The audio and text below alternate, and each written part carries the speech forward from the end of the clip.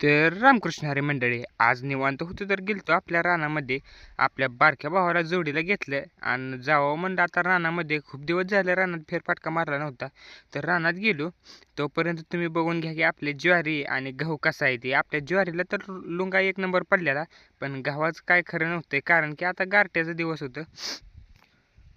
त्यानंतर आपला भाऊ सरळ शेवग्यावर चालला लागा. म्हणला आपल्या भाजीला काय नाही तर शेवग्याच्या शेंगा घेऊ. तर असलं आपल्या गावाकडेच बघायला भेटतं बघा, शेवग्याच्या शेंगा वगैरे काय असेल ते. रानात गेलं की आपल्या भाजीला नव्हं. आता कसं आहे, शहराकडे कसं आहे, आपल्याला सरळ दुकानात जावं लागतं आणि भाजी घ्यावी लागते. तर इथं तसं नाही, आपल्या जिथं जाईल तिथं सगळं भाजीच आहे.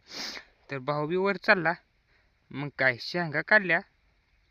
तोपर्यंत म्हणलं आपली मका बघावी कशी आहे काय. मकावर खूप आळी पडलेली.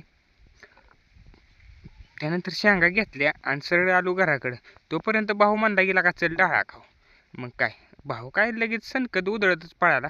मी बी त्याच्या मागं चाललो, पण डाळा तर काय आणखी नाही खायला आला नव्हता. त्यामुळं आमचा काय हिरमसच झाला. त्यामुळं भाऊ पण निवांतच पडला. तर तुम्हाला आमचं ब्लॉग बघून कसं वाटतंय ती कमेंटमध्ये नक्की सांगा. आणि ही माझा फुल पहिलाच ब्लॉग आहे. तर आपल्या मराठी आणि गावठी माणसाला सपोर्ट करा. त्यानंतर गेलतो वैरणीला. रोज तर आपला भाऊ टायलीत बसतो, पण आज काय उलटच केलं तर मलाच दचकं खायला लावलं आणि म्हणला मी ट्रॅक्टरवर बसतो. मग काय बस बापा म्हणलं, तू बी तुला बी जरा बघू दे कसं आहे ट्रॅक्टरची हवा. मग काय गेलो सरळ रानात.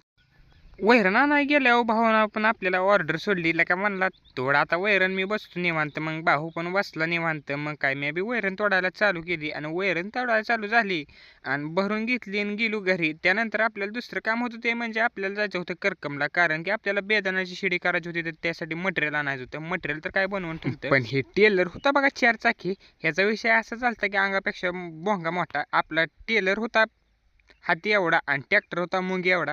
त्यामुळे आपला ट्रॅक्टर काय लोडवर यायला लागला. पण काय तसं पण काय ब्यायची गरज नाही, पट्टे लावून